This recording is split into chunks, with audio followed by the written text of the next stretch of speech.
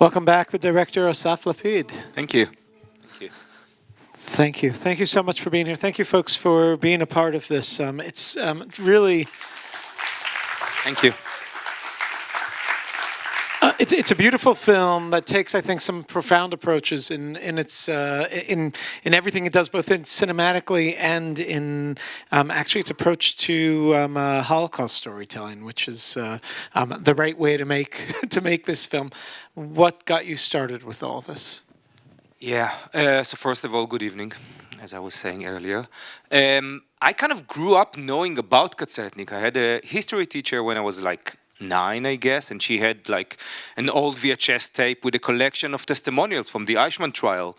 And during the Israeli Holocaust Memorial Day, which is in April or May, she used to put the tape on, and we, as you know, young adults, kind of watched the testimonials from the Eichmann trial. I was 9 again, and I saw Katsetnik, and I was really impressed. But I didn't know much about this guy. He was, a witness. Growing up, at the age of 16 or something like that, I got a Katsetnik book. The books were distributed in Israel to high school students, and I got The House of Dolls. And I remember going back home to my parents, and I kind of was really proud that I got a book from school. And one of their friends were over there, and she said something like, "Oh, you shouldn't read it. It's horrible." And because that was the narrative at the time. And I remember, being 16, when someone tells you not to do something, of course, you go and do it. So I read the book, and it was a profound experience to read the Katsetnik books, because I read a lot, and, growing up in Israel, we learn a lot about the Holocaust, and we read a lot, but that was different. It kind of gives you like a glimpse into what life at the camp could have feel like. Okay, so it was, again, being 16 and all, so it was really impressive. And I went to the school library and asked for all the Katsetnik books available. I got 5 of them. The one about the LSD was missing, of course, for understandable reasons. And I read all of them, and again, a huge impact. Growing up, I read Tom Segev's book, The Seventh Million. That is an Israeli news journalist, sorry. And the book introduction starts with something about Katsetnik and the LSD treatments that he was doing in the 70s. And I kind of thought to myself, how come the guy from the old VHS tape was doing psychedelics? So I had to dig in a way. And I delved into, his life story, what's available of his life. And I came to this understanding that, in a way, Katsetnik is kind of the Forrest Gump of Israel Holocaust remembrance, in a way. Like every major junction, there is Katsetnik standing, like the first to publish, of course, the Eichmann trial afterwards, and again, being adopted by the state of Israel in the 70s. Like he's taking all major steps until he took a turn that the Israeli society didn't in the 80s. And I couldn't avoid thinking about what could have been different if the Israeli society have been listening to this interview in the 80s. I think things could be different. So in a way, that's what kept me moving all in all, because I wanted to tell the story of this guy and the turn that he took, and we didn't. So how long have you been working on this film, and and what were kind of some of the challenges in making this film? Yeah, all in all, it took like 12 years. I think I was researching for like 5, and then producing the film for another like 7 or something, like 6 or 7 years. It took a long time. First of all, he didn't leave left an archive. So you have to start, as a documentarist filmmaker, you kind of have this like ambition to go into a room, find an archive, open, a drawer, and whatever you needed is there, but no Katsetnik archive. So you kind of have to get all the stuff. Like the research started with who this guy was. So there is no biography even. So that was the first challenge. Second, making directing a film about the Holocaust. It was 2023 when the film finished and first premiere at the Munich Film Festival. You kind of have to tell something new in a way. It's not that all Holocaust stories are, of course, important in a way, but I think that the time that passed since the war till this day kind of forces you to tell a story that in a way has a new perspective on it. And I wanted to tell a different story. I want to tell a story about the state of Israel as well and Katzetnik. Like, I didn't want to make a biopic of this guy, so I wanted to do something different. And one thing that I knew from the start that I wasn't going to use all those quote-unquote regular archive footage from the Holocaust, because we all seen them. And I think as viewers, and again, for me as well, I think using them kind of misses the horror of the Holocaust in a way, because we saw them so many times that we, in a way, got used to them. And I needed to find something else, so I went online, and actually from the Holocaust Museum in Washington, there is a really huge archive online, and I came across these pictures that were taken in Auschwitz, which detailed like the whole process of, you know, trains coming in. It's 1944, trains coming in, the selection, you know, and then people waiting by next to the gas chamber to be gassed. And it's all very detailed. And when I look upon those pictures, I knew that this is the archive I was looking for. Because in a way, you can see, I think it's more horrifying to see those people, you know, in a way that you know, and I think they probably knew as well that something bad is going to happen. You know, we of course know more. But to look upon those people just waiting just outside the gas chamber, and then I said, oh wow, this is the trauma Katzetnik must have had in a way, because those are the people he saw every day going to the gas chamber. So that was, you know, first step to make, like, to know how to tell the story. So I think one of the first challenges is how to tell the story, how to make a story that people can rethink about, you know, their experience from watching films about the Holocaust as well. One of the things I find fascinating about him, and obviously you bring up here in the whole film, obviously a fascinating character, is that he also represents trauma, and that's a big motivator both in his writing and in his life, and in every moment we see there, he's the poster boy of trauma. And we're talking about a country that has had a lot of trauma to begin with and now has more trauma. Is this something that's discussed at all? Is it referenced? For me or for viewers? I'm sure it's referenced to you all the time. I can tell you that, you know, I was submitted the film to one of the Israeli Film Fund, and upon, you know, sending the application, you have to write the keywords. So I wrote, of course, literature and a Holocaust survivor, and I wrote PTSD. And I got a phone call from someone at the Film Fund. She said something like, why did you write PTSD? And I said, well, he's an Holocaust survivor. And she said, well, I never made the connection before.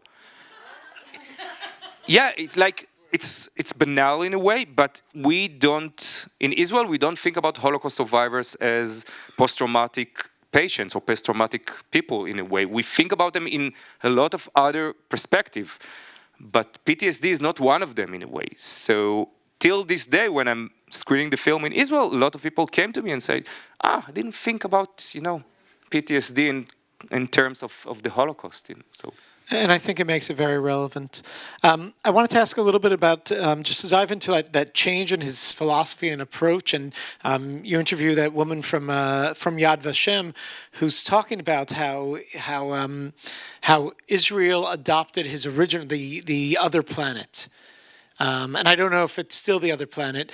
Would you say, and I take a little bit that his transformation goes a little bit to Hannah Arendt and a little bit of the banality of evil, as opposed to being an other planet, which are possibly those two different sides of the spectrum.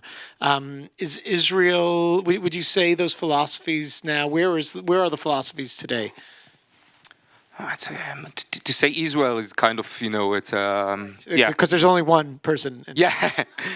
I meet all kind of people, you know, and I meet all kind of audience. So I can tell you that people still talk about the Other Planet. Like, I think a year or two ago, Yair Lapid, the head of the opposition in Israel, tweeted something for the Holocaust Remembrance Day in Israel, said something, as Katzetnik taught us, the Other Planet, like, and it was like I think 2 years ago. So the Other Planet concept is still very vivid in Israel. I can tell you that a lot of people that come to see the film can really relate to whatever Katzetnik is saying and whatever his like philosophy is. So I think there is this combination in Israel between people who can really look into Katzetnik's life and walk and say, okay, we can really relate to that. And I think lots of people still thinks that the Nazis were demons in a way, and it's really hard for them to give away this notion.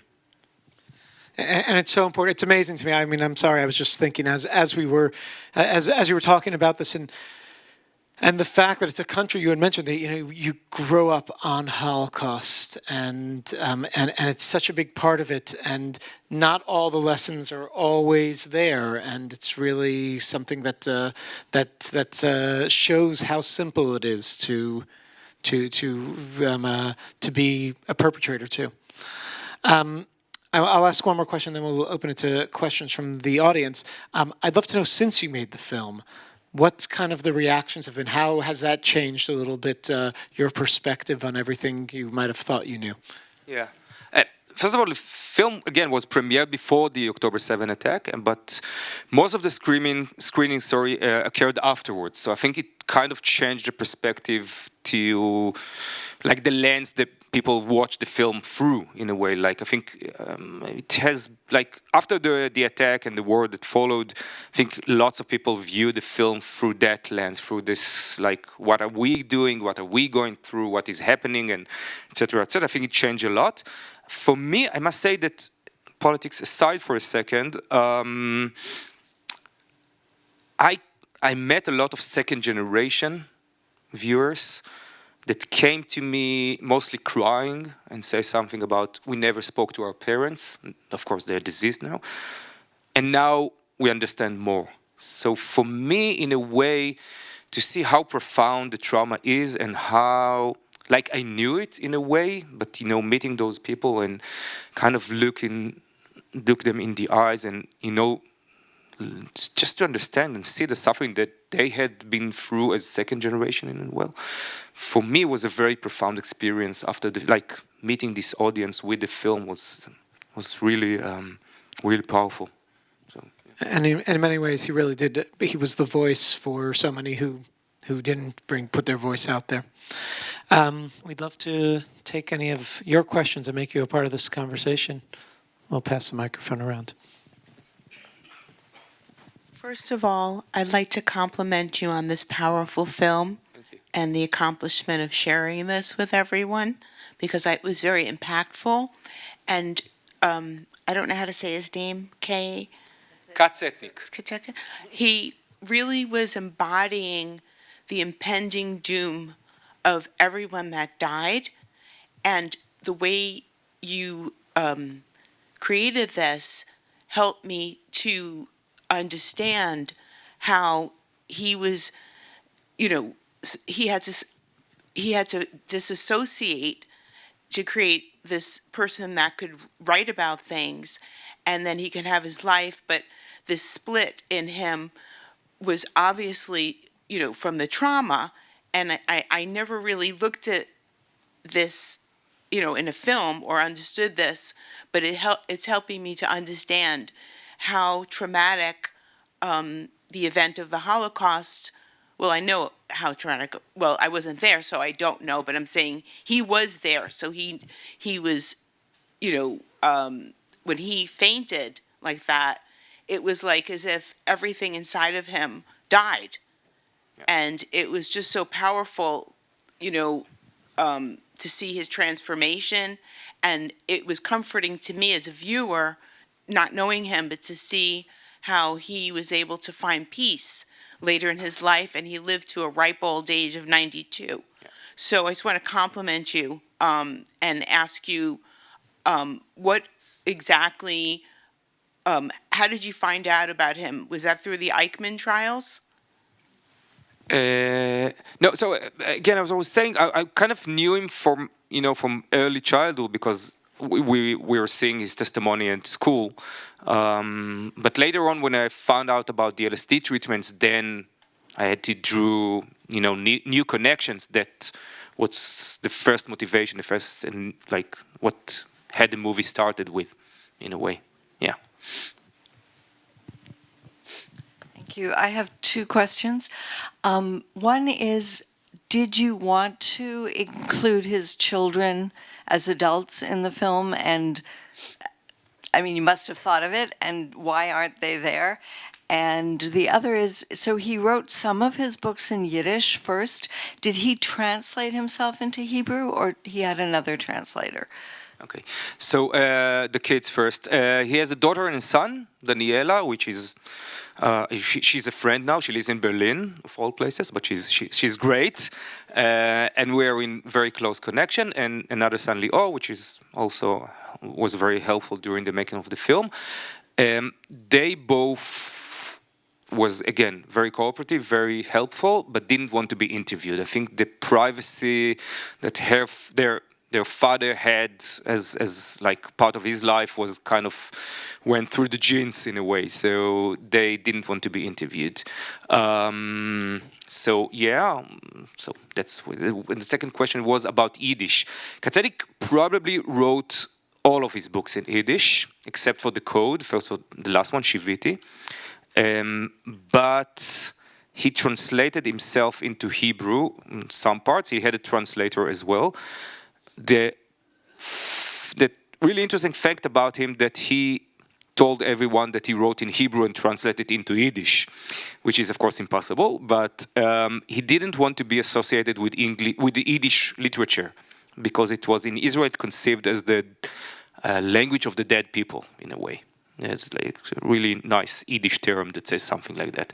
So he wrote in Yiddish, told everyone that he wrote in Hebrew, and then translated into Yiddish, of course, but it was the other way around. Would you mind passing this mic? So there's obviously a chronology, and you end with what he ultimately goes through the LSD, and then his coming to terms, and in a sort of a change and a transformation, which I'm just full disclosure as a clinician, not a psychiatrist, but as a clinician, I look at it from a clinical standpoint, and I say, okay, it has helped him to come to terms.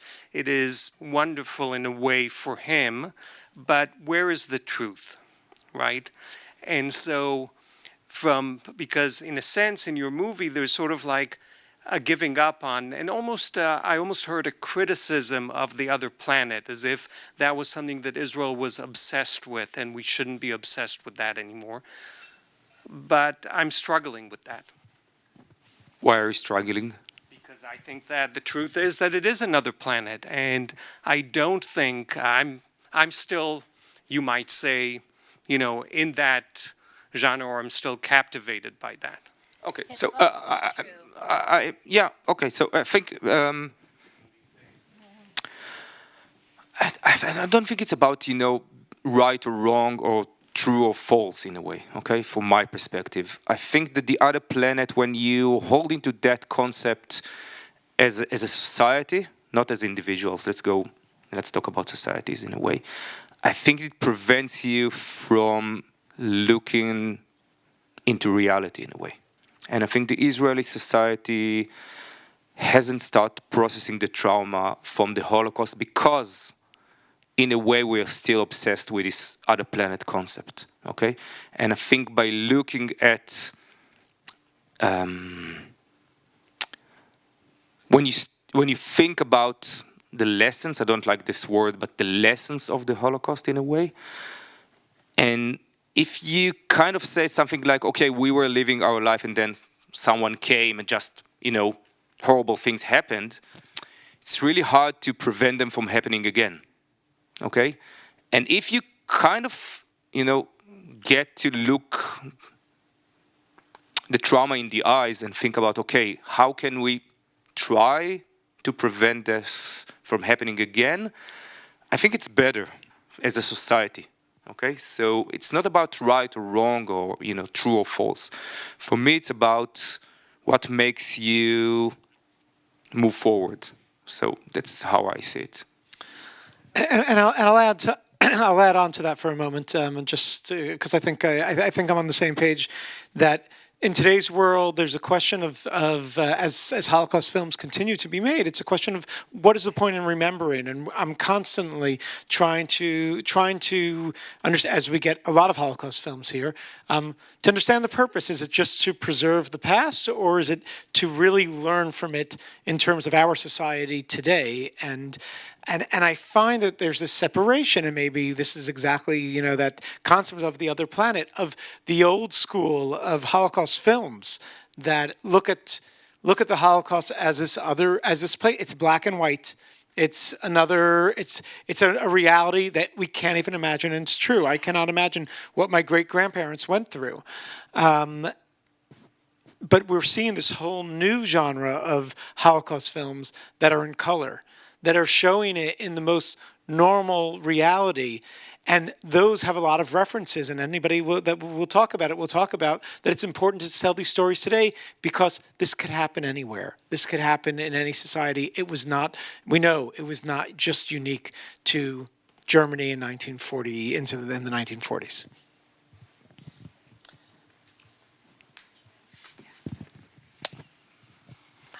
Hi, I'm Adriana Kurtzer. I have a question about the psychedelic element of this film. Israel is at the forefront today of psychedelic therapy. It also has a deep, deep, deep history of psytrance and psychedelic usage. I'm wondering what reactions you have received in Israel and outside of Israel from individuals who have experience with psychedelic therapy, are interested in psychedelic therapy, about that angle of this story. Yeah, so as you were saying, we are kind of in the midst of the psychedelic renaissance.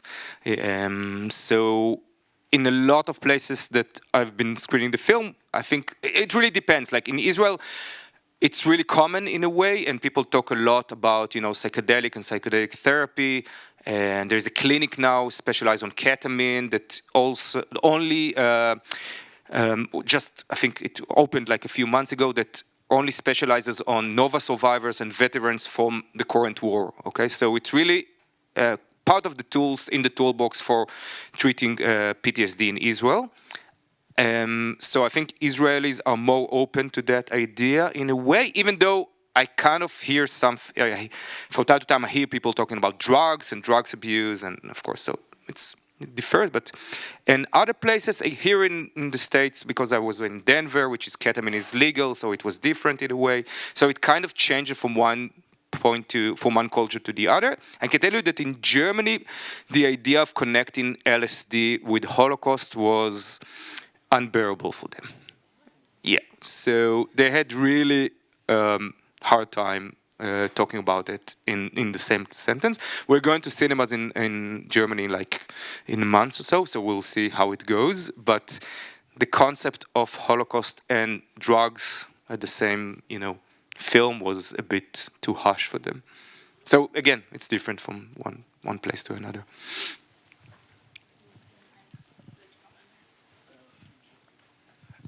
Yeah, I have a question. I mean, I think, first of all, it can be both, right? It can be, on one hand, this can be really the other planet. And on the other hand, you are in there yourself, and you have your monster in yourself. And I wonder, did Katzetnik somehow read Carl Gustav Jung?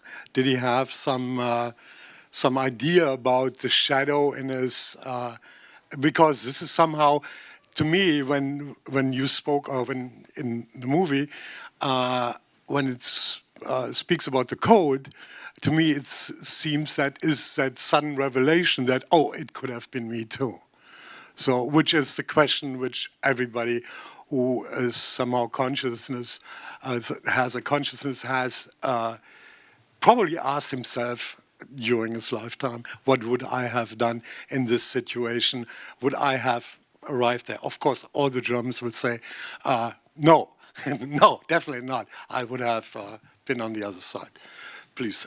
Yeah, I think I agree, but I think for me the most important question is not how the German would react to that question, but us as Jews will react to that question. The question was about it's hard to tell what Katsanik read or not, because he didn't left any notes about, his point of interest or about his, references before. So it's really hard to know. So, yeah, coming to that. I know there's a lot of questions. We're going to take one more over here. Hi. Congrats on a wonderful film. I was very curious about the reluctance to accept that sexual violence occurred during the Holocaust. I'm shocked because House of Dolls was really one of the first books that really laid it bare. And yes, there were sensationalist aspects of it, and that field horror picture is problematic, but there are still, I've been to the Barrack 24 in Auschwitz. The Auschwitz people use it as a library. They don't include it on tours. There was this denial that no Jewish woman was ever raped and that there wasn't mass sexual violence. But I'm surprised that so many scholars that you interviewed are still perpetrating the myth that it didn't happen. Yeah, okay, so let's talk about Block 24. In Auschwitz, in other camps, there was like prostitutes was official in a way, okay? But according to the German laws that related to race, if you're a German, you will get a German woman. If you're Slavic, you will get a Slavic woman, okay? No one was allowed to have sex with Jewish women because they were too under... they weren't even considered women in a way, okay? So it could have been that some Jewish women were in a way undercover or hiding as other, nationalities and came to those places, but it wasn't official at all, okay? So this is what we're talking about, and in the book describes like a Jewish prostitution in a way, okay? Putting that aside, so putting that aside, there were a lot of sexual violence during the war. A lot, of course. The women are the first to get hurt. We all know it in wars. But the thing about Katsanik book, it's that, till this day, when you talk about, House of Dolls, people think about Jewish survivors, okay, about Jewish women who survived the Holocaust. How did they survive? Okay, well, you probably were in the House of Dolls. Okay, this is the connection that was made in Israel for I think the first 25 years or something. Okay, so this is the problematic side of it. Okay, I can tell you from a different angle that till this day, like researchers that were conducted on the House of Dolls were published like a decade ago. Okay, so this whole topic of sexual violence is still very silenced. Okay, so in a way, Katsanik did some good in that aspect, that people were talking about those aspects of the war, but I think the book was so unrealistic in a way that it kind of shifted, the knowledge from one point to another. So I think it's... All the women in that House of Dolls were Jewish. But there were many women who were raped and taken. But they weren't Jewish, yeah. No, that's not true. That's not true. Tons of testimonies of women. For some of us Yeah. who have worked for 30 years with survivors, I can tell you that you're absolutely right.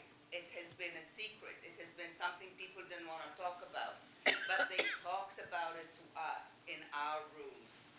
And therefore, it's very disturbing to some of us to see a so-called expert determining that it didn't happen, because it did happen, and at least it should be somehow less categorically stated.